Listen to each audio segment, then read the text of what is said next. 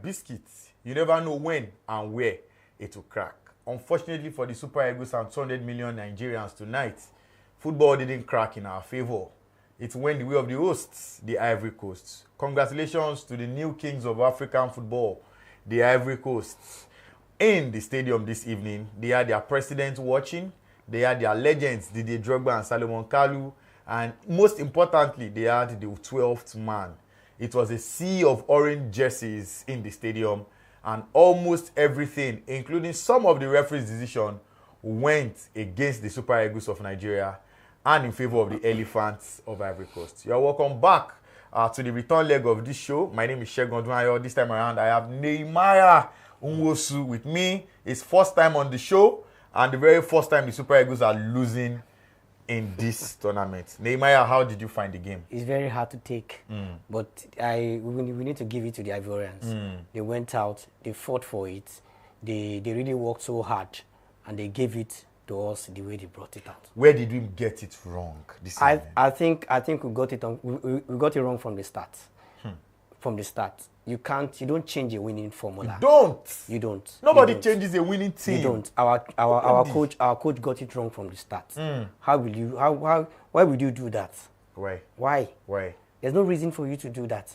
And you can see what Chukwueze did in the game. Nothing. He didn't do anything. Absolutely nothing. He wasn't in the game. Absolutely He wasn't there. Was truly narrow. Why will you take out a player who puts everything, his skills, into a game from the start, and you put him on the bench? The start of the game was woeful. And the way the Eagles played, that fight, that zeal, we didn't see it come out today. And I don't know why. Even if your coach wants to do somehow, you players, you need to talk to yourself on the pitch. You need to come at the game the very best way you can. But we didn't do well tonight. It's unfortunate. You heard it from the man himself, Nwosu. Nehemiah, we didn't do well tonight. I can tell you, in the first half we had just 34% of the football played in the first half. The Ivorians, the hosts, had over 60% in that very first half. Of course, our first shot on goal was off our first corner kick, and it was dangerous. I mean, you can't be doing that in the final. Of course, it has worked for us, no doubt about that. It has worked for us all tournaments. And in the final, you will expect that perhaps the boys will come on with more grit, more passion, more energy, more flavor. Unfortunately, like Nehemiah said, there are two changes. Zaidou Sanusi came back to the formation. He was not in the semi-finals because of injury. Nice decision from Jose Peseiro.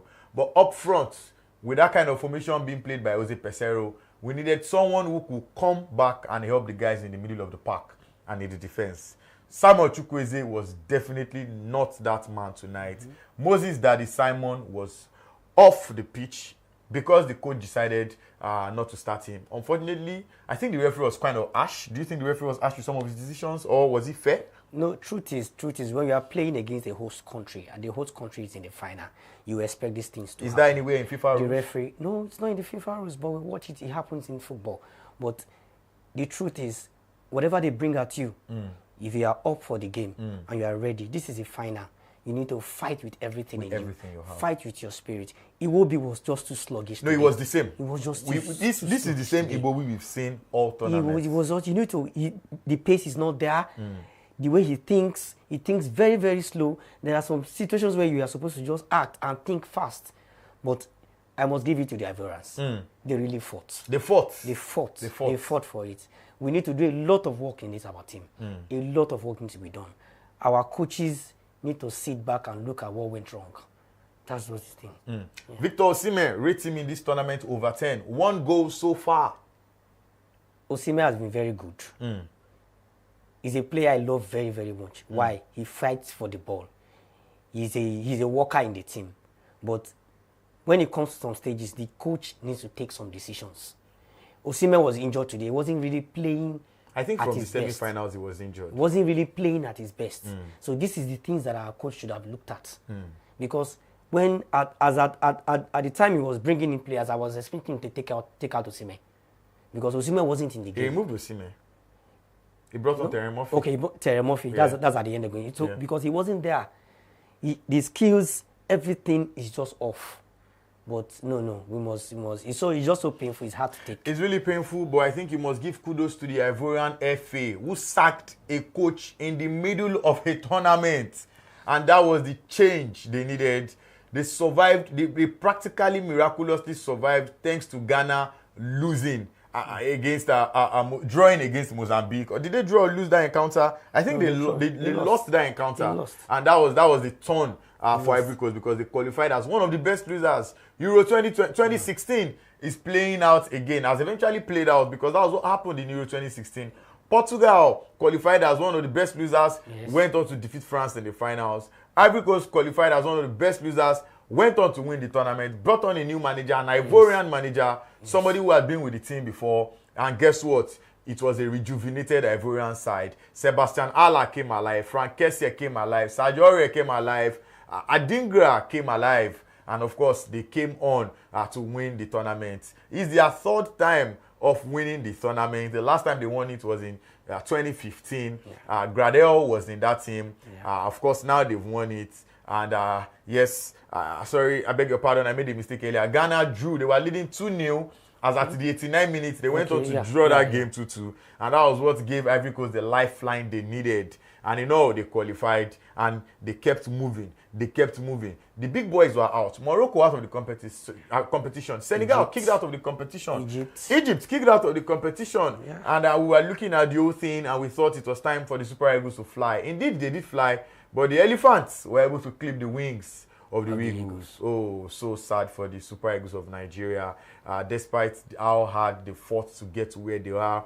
Of course, like many of the players said before, during the tournament, that many Nigerians did not believe in the team before the tournament began. And of course, it was expected because they were on a bad run of games.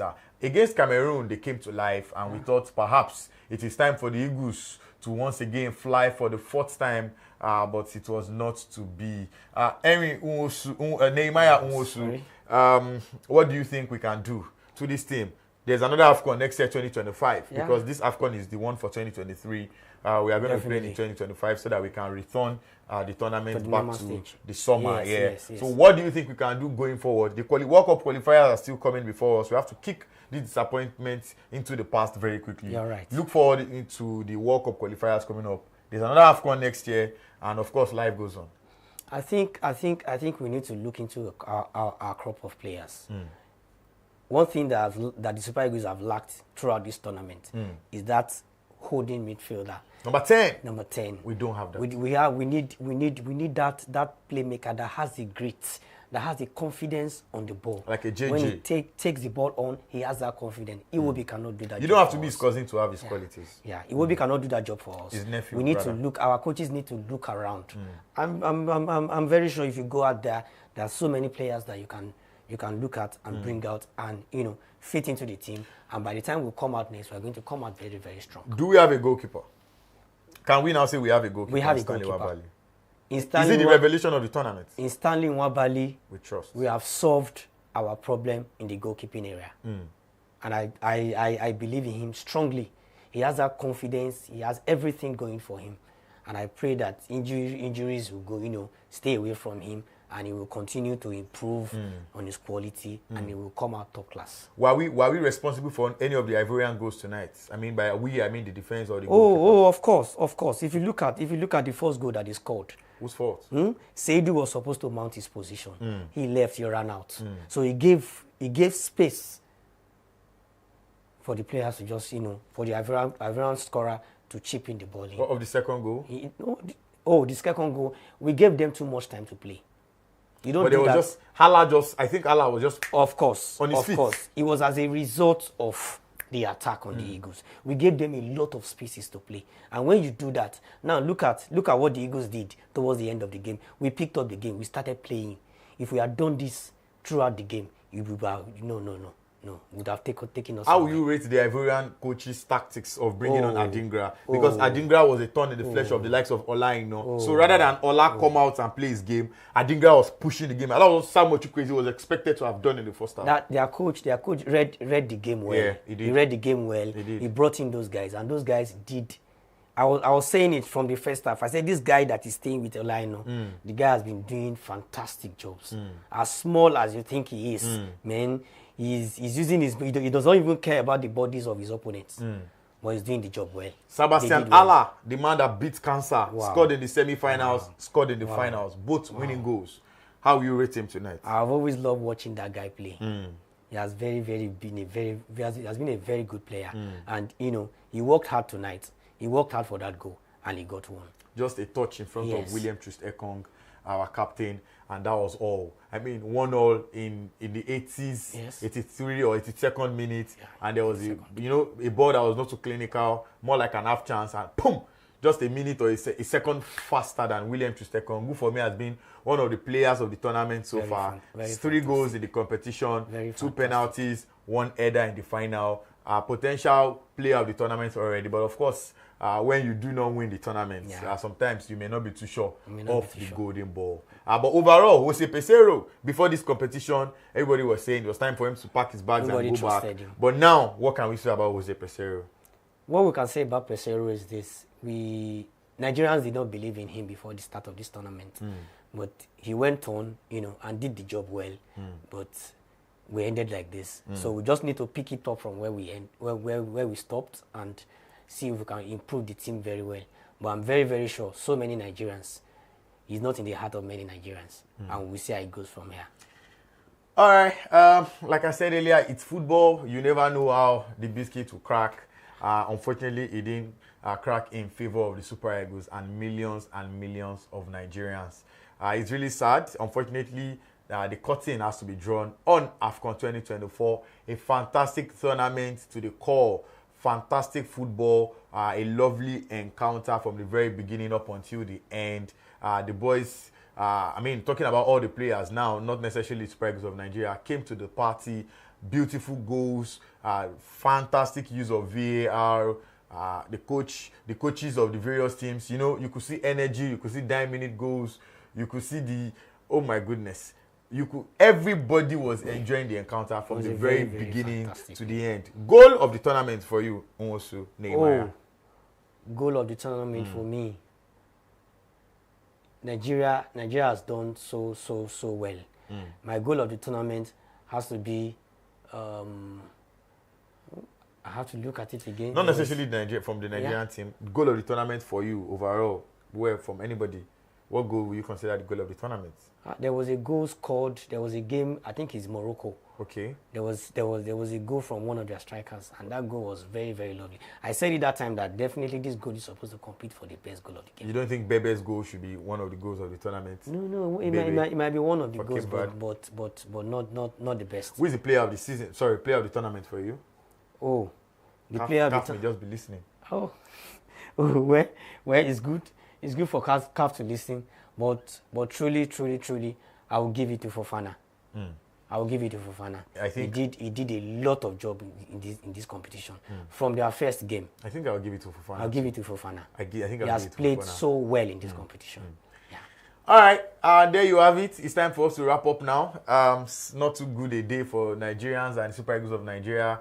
The boys did do so much to get into the finals. Unfortunately, it wasn't in our favor. We got the first goal, but for the first time in this competition, our opponents came from a goal down to win in 90 minutes. I thought the worst that will happen is probably we'll push it down to extra time and maybe into penalties. But today was not our day. Chin up Victor Osimhen, chin up Moses Simon, chin up Alex Iwobi, chin up Zaidu Sanusi, chin up William Troost-Ekong, chin up Olaino, chin up Calvin Bassey, chin up Shemi Ajayi, chin up Samuel Chukwueze, chin up Paul Onuachu, and the rest of the lads. Unfortunately, today is not our day. Hopefully, tomorrow will be our day. Thank you very much for being a part of this production from inception till date. Obviously, it's the last episode of AFCON Special.